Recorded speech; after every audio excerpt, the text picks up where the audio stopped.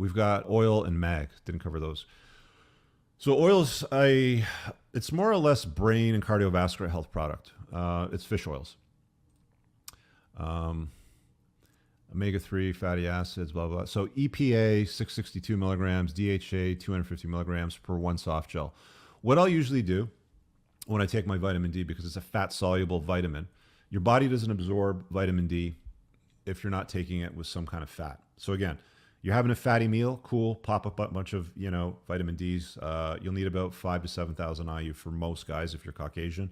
If you're darker skin and you live up north, you're going to need even more. But your blood labs will reveal what your deficiency is and what you should supplement with. You really can't take too much vitamin D. They've done studies where they've supplemented with like as much as 25,000 IU per day. And even then, that doesn't cause any toxicity in your blood. So taking anywhere from 5 to 7,000 IU per day is a totally fucking safe level. But again, you're not going to absorb it if you're not taking it with fats. So I take it with fish oil. So the reason why I take the fish oil product is 1, it's good for your brain. 2, it's good for your cardiovascular health. 3, I need it to absorb the vitamin DK product.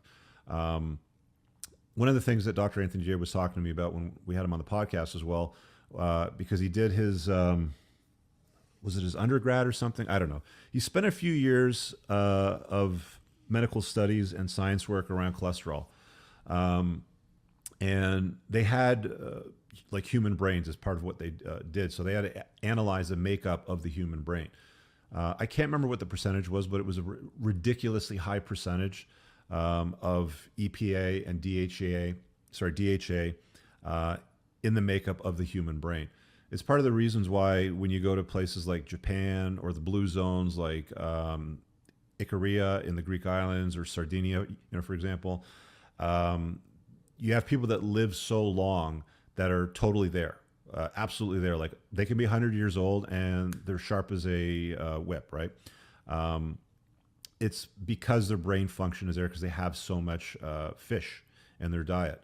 I don't personally like the taste of fish that much. I mean, I'll eat it from time to time. I'll have some raw fish, like some makis and some sushis and stuff like that. But I generally don't eat it enough to get sufficient fish oils, EPA and DHA into my bloodstream and support the brain function, obviously, which is one of the main components that it's used for, along with cardiovascular health. But yeah, so there's a fish oil product. You definitely want to take a fish oil product. Use mine. Again, all of this stuff, guys, subscribe and save, 10% off.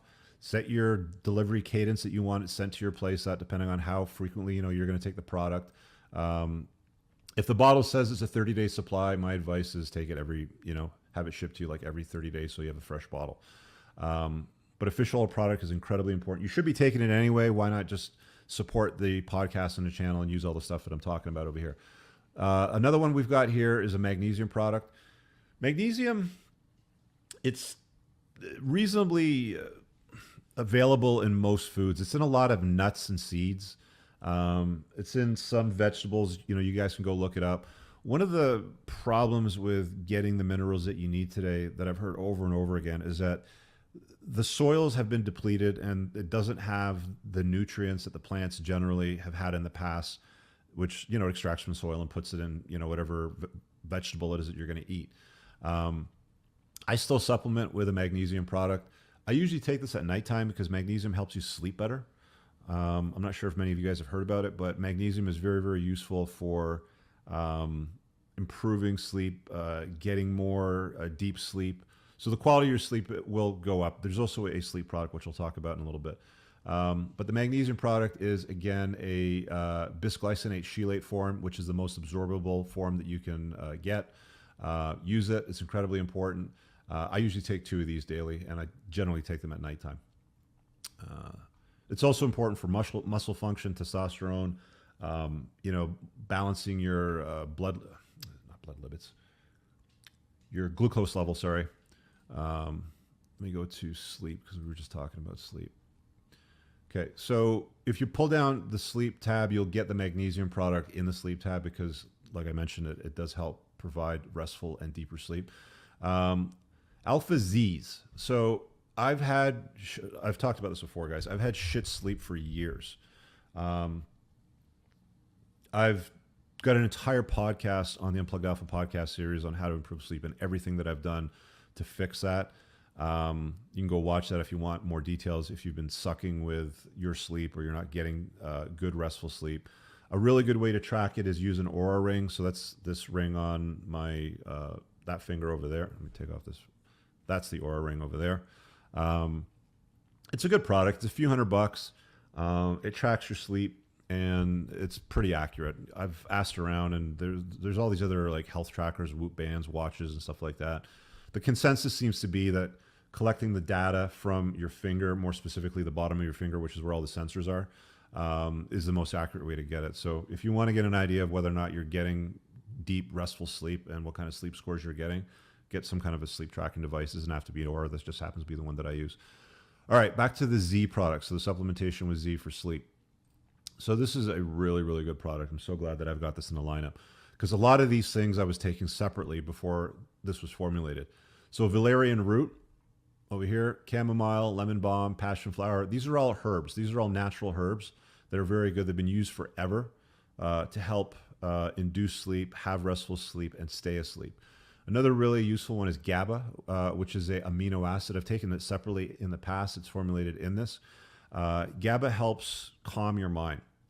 One of the things that I was dealing with was I would wake up in the middle of the night, like 3 o'clock in the morning, and I couldn't fall back asleep, or it would take me a long time to fall back asleep because my mind was always working shit out. That's just how I operate. Whether it's thinking about something in my life or what video I got to put together or some retarded comment somebody left. Any number of those things might distract you from deep, restful, continuous sleep. GABA is really good at shutting off the activity in your mind and just letting you chill. 5-HTP, which is a really good contributor to restful sleep. L-theanine, again, helps contribute to restful sleep, another amino acid. Again, you know, synergistic sort of blend here. We've got vitamin B6 and we've got melatonin. It's not a heavy dose of melatonin. So is it each capsule? Per capsule, yeah. So each capsule is 1.5 milligrams of melatonin. You see a lot of them formulated in the stores at 5 milligrams, which is kind of heavy. I take 2 of these every night, so I'm getting 3 milligrams of melatonin. It works for me. You know, like I said, I'm about 210 pounds, and 2 capsules, 210 pounds, pretty much ensures that I get good sleep. By the way, for testosterone production in your body to be optimal, you need to have restful sleep. If you're getting, look, if you're in your 20s or even 30s and you're getting less than 8 hours of sleep a night, you got to fix that. You got to fix it 100%. Your sleep does deteriorate. You get lower quality sleep as you get older. It's just a consequence of aging. So this is, you know, you're never going to sleep as well as you did in your teens. Like I remember in my teens, I'd set my alarm, you know, I might have been, you know, at school or like even in my early 20s at a job by like 8:30, 9 o'clock. I'd set my alarm for like 8 and I was like fucking tired. Like I still wanted more sleep, and I'd probably slept 8 to 9 hours at that time. Those days of 8 to 9 hour, even 10 hour or 12 hour sleeps are long gone, especially as you get older.